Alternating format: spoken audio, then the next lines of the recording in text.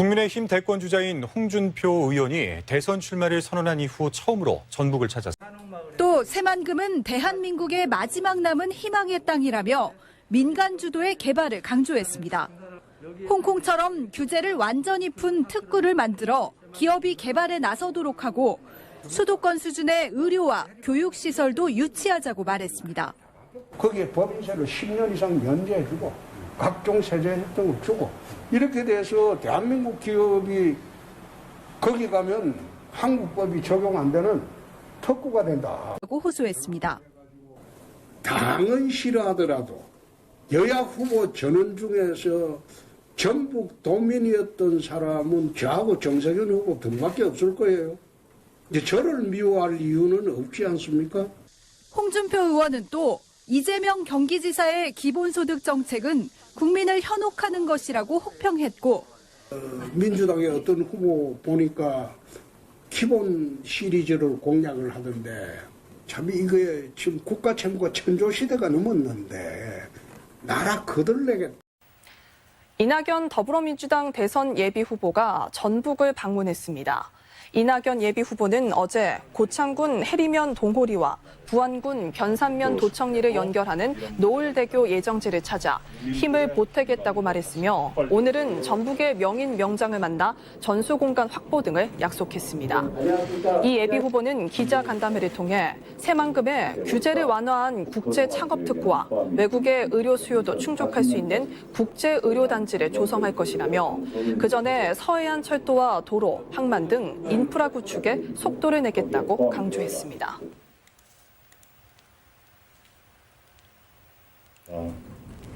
새만금 또는 최대한 가까운 곳을 지나도록 하는 것이 필요하겠다고 생각을 하고 그런 인프라가 갖춰져야 전북 도민들이 원하시는 항만이나 공항도 더 빨리 결실을 맺을 수 있다고 생각합니다.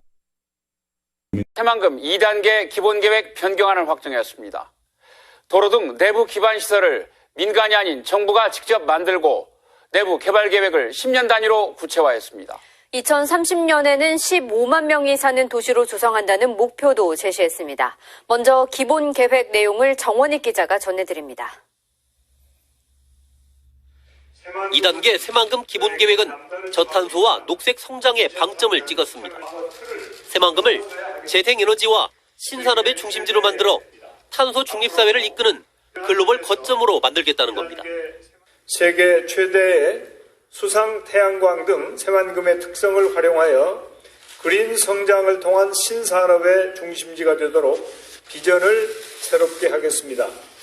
스마트 그린 산단, 그린 수소 복합단지를 조성해 에너지 자립형 도시를 선도하고 신공항, 신항만과 연계된 경제 특구를 조성해 투자 거점으로 조성한다는 계획을 내놨습니다.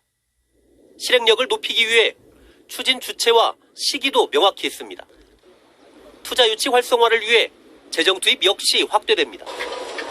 민간 자본으로 계획됐던 내부 간선도로는 국가 예산으로 건설되고 수자원공사가 상수관로를 조성하는 등 공기업의 참여도 늘어날 것으로 기대됩니다. 민자가 어려웠던 파트를 이제 국가 재정으로 전환을 많이 해서 기반 구축 이런 등등을 속도감 있게 구축함에 따라 가지고 민간 사업 유치나 이런 등등도 굉장히 유치가 활발히 될 것으로 예상이 됩니다.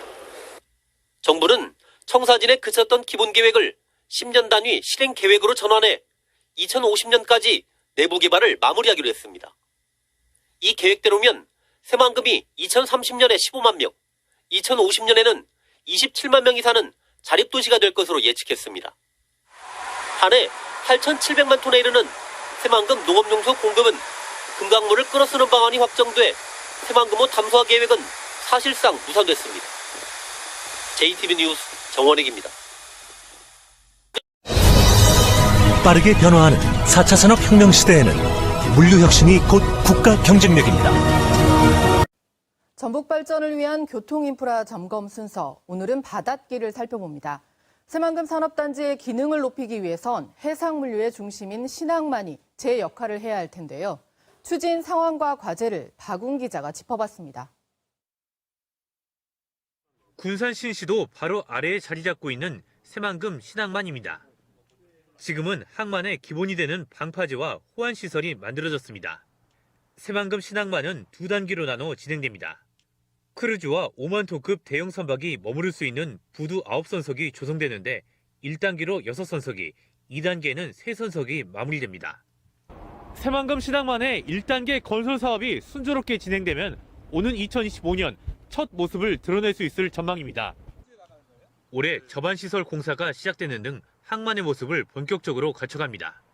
기획재정부와 협의 중인 자파부두 2선석 그리고 항로 준설 공사에 대해서 연내에 신규로 공사를 발주할 예정입니다. 그리고 또 이제 북측 진입도로와 방파제 연장에 대해서 올해 이제 설계를 진행할. 앞으로의 관건은 1조 3천억 원에 달하는 민자 유치에 달렸습니다. 전체 9선석 가운데 2선석은 국가 재정 사업으로 추진되지만 나머지는 민간 자본이 투입돼야 하기 때문입니다. 개항 초기부터 항만 수요를 얼마나 확보하느냐가 이후 민간 투자를 끌어내는데 영향을 줄 것으로 보입니다. 5만 톤급 대형 선박의 입항과 출항이 가능해 새만금 내에 무역 물동량을 처리할 수 있는 여건을 갖춘 항만으로서 새만금 내부 개발을 앞당기고 글로벌 우량 기업을 유치하는 데도. 군산항이 오랜 기간 다른 항만과의 경쟁에서 밀리고 있는 상황에서 새만금 신항만이 서해 해상 물류의 새 돌파구로 관심을 받고 있습니다. KBS 뉴스 박웅입니다.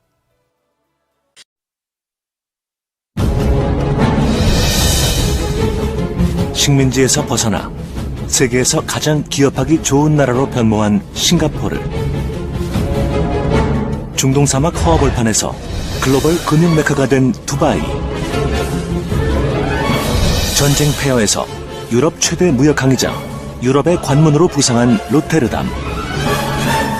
역경을 딛고 일어선 이들 세계 초인류 도시들의 성공 신화 밑에는 세계 최고 수준의 항공, 항만, 철도가 결합된 트라이포트 복합 물류 시스템이 있었습니다. 물류가 곧 미래인 시대. 대한민국을 이끌어 나갈 원동력. 바로 트라이포트입니다.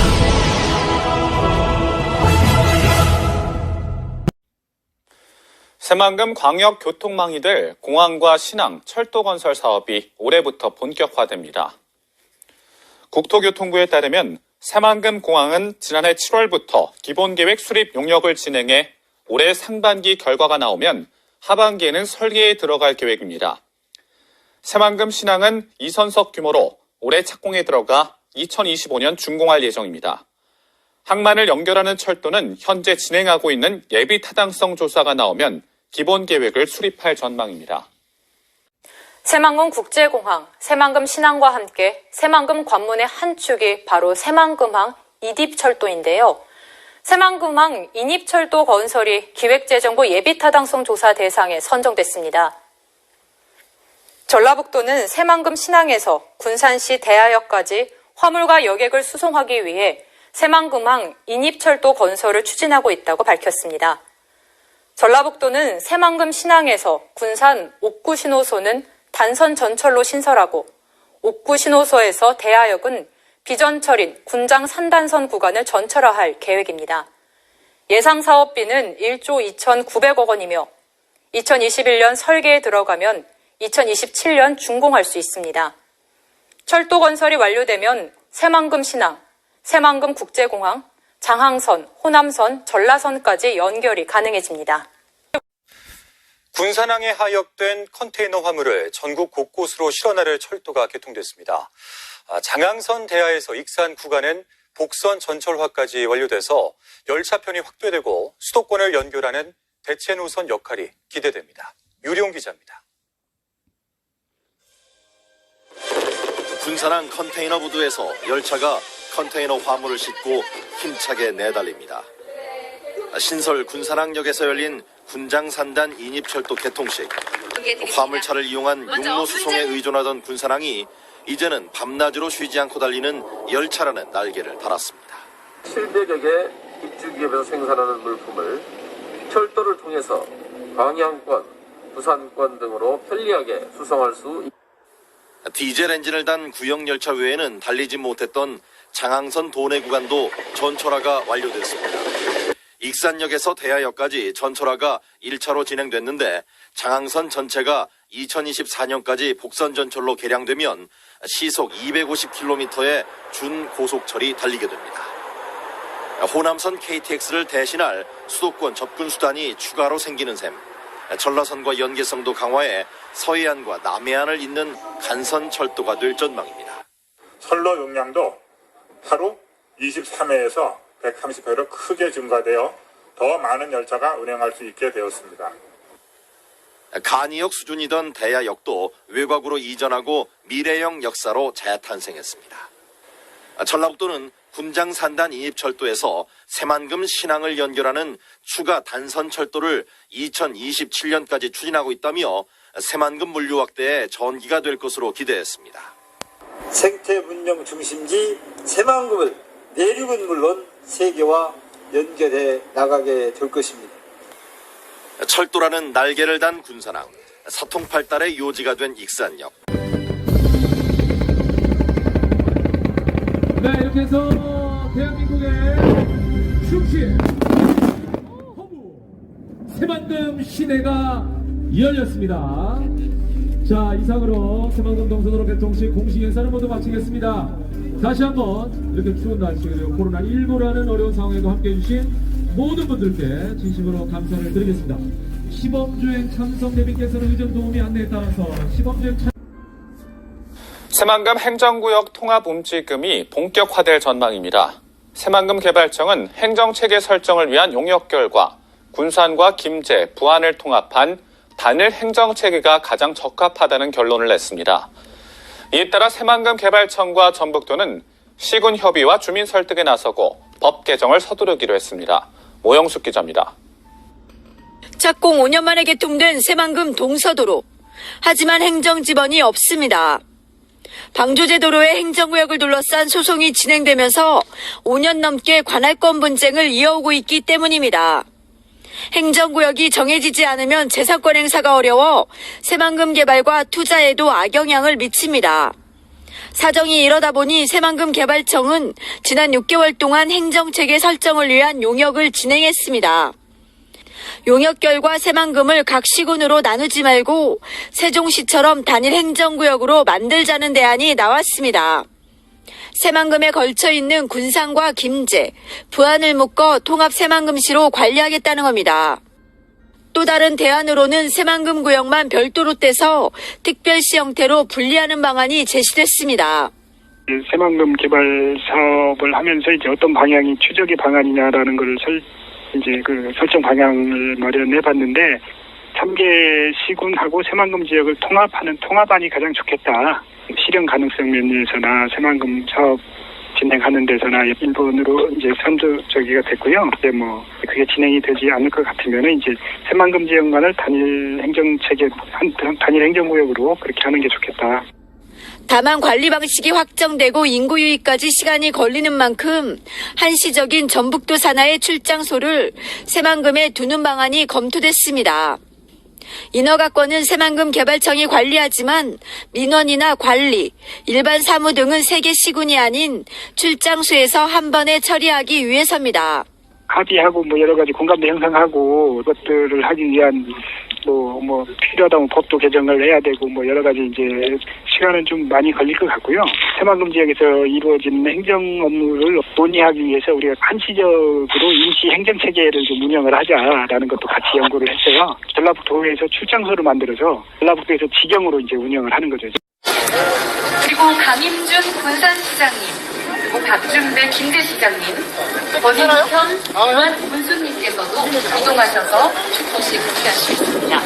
또 김병수 농어촌공사 기반조성 이사장님 이동해 주시고요. 최정우 새만금 총괄기획관님, 그리고 윤주선 새만금 통합심의위원장님 이동해 주시기 바랍니다. 그리고 김기원 계룡건설 상무님께서도 축복식 함께 하시겠습니다. 네, 오늘 새만금 스마트 수변도시 착공식 축포식을 진행하기 위해서 주요 대기분들께서 이동하고 계시고요. 자리를 잡는 대로 바로 시작하도록 하겠습니다.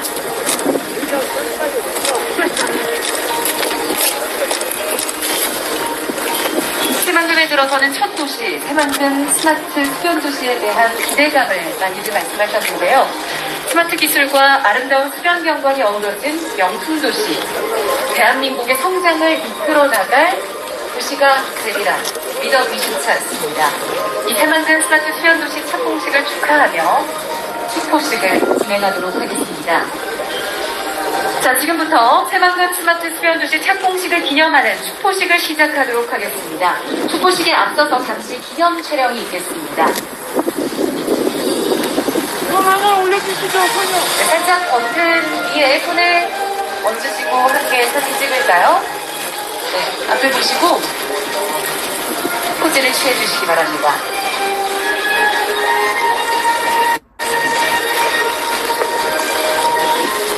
네, 고맙습니다. 그럼 내빈 여러분께서는 저의 하나, 둘, 셋 구령에 맞춰서 터치 버튼을 눌러주시면 되겠습니다. 자, 하나, 둘, 셋!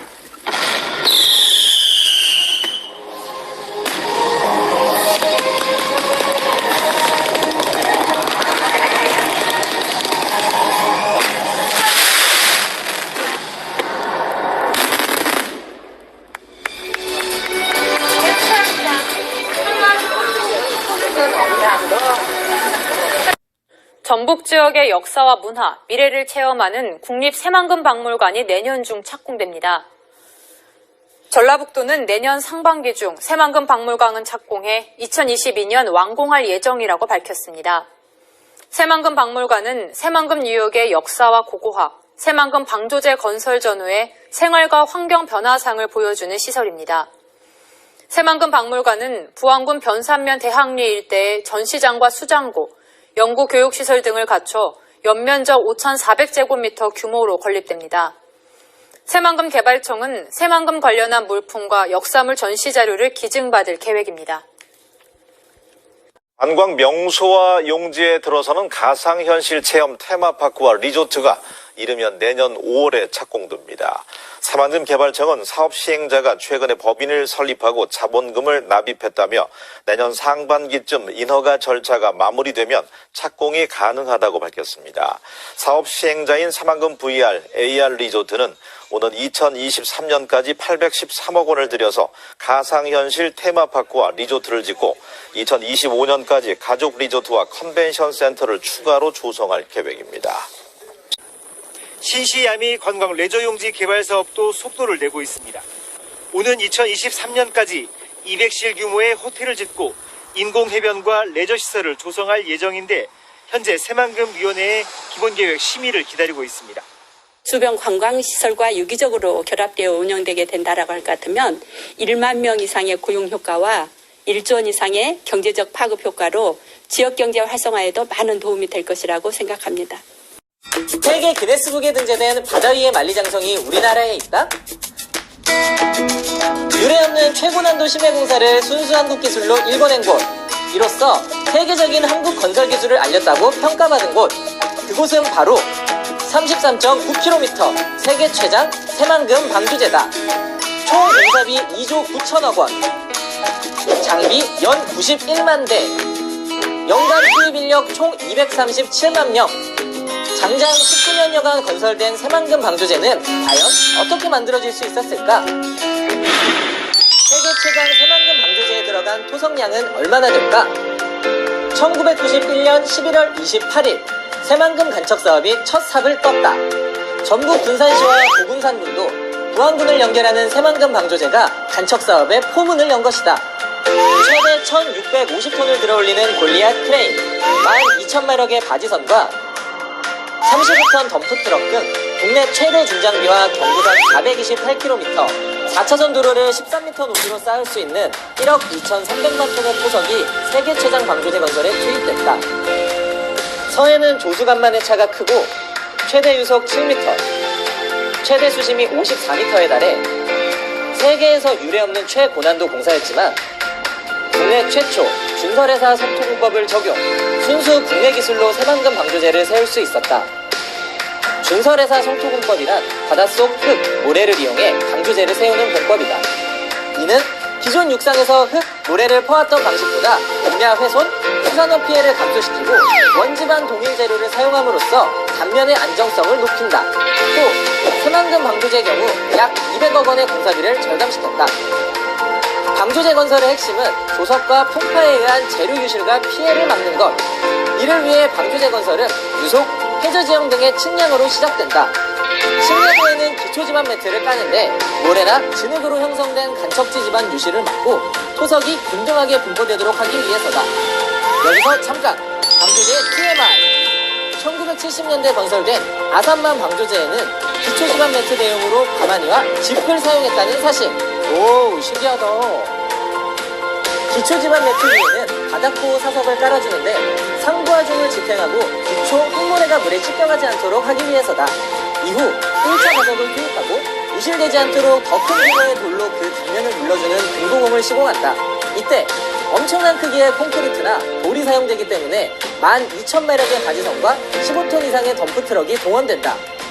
다시 매트를 깔고 준설토 유출을 방지하는 필타공을 시공한 후 육지 방향, 즉 내측의 준설선으로 퍼올린 바닥 흙, 모래를 쌓아준다.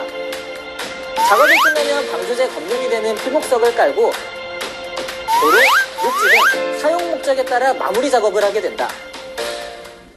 간척의 나라, 네덜란드. 일본이 벤치마킹한 대한민국 돌망태 공법. 방조제 건설에서 최대 난항은 최종 물막이 구간. 특히 끝막이 공사는 세계 최초 2개소에서 동시 진행됐는데 조수간만의 차가 심해 그 차가 가장 작은 소조기 때 공사를 끝내야 하는 시간적 싸움도 동반됐다. 여기에 폭이 좁아진 만큼 빨라진 유속을 이겨내는 것이 관건. 그래서 도입된 것이 바로 돌망태 공법이다. 최대 6톤에 이르는 돌망태와 대형 암석을 바다에 투입. 빠른 유속을 견디도록 한 후 당시 우리나라의 20대뿐이었던 35톤 트럭을 동원해 대형 돌을 쏟아부어 큰 물기를 잡았다. 이후 3톤 규모의 돌망태 27만 개, 15톤 덤프트럭 21만 대군의 암석을 투입해 최종 물막이까지 완성할 수 있었다. 그렇게 탄생한 세계 최장 새만금 방조제. 건설 당시 우리나라 방조제 기술은 세계적으로 인정받았는데 선진 방조제 기술을 보유한 일본과 네덜란드에서도 벤치마킹할 정도였다. 서울 면적 3분의 2, 새로 생긴 대한민국 영토에는 무슨 일이 벌어질까? 2010년 4월, 장장 18년 5개월 만에 새만금 방조제가 완전한 모습을 드러냈다. 군산, 부안 간 거리가 1시간 이상 단축되며 새만금 간척 사업의 서막이 열린 것이다.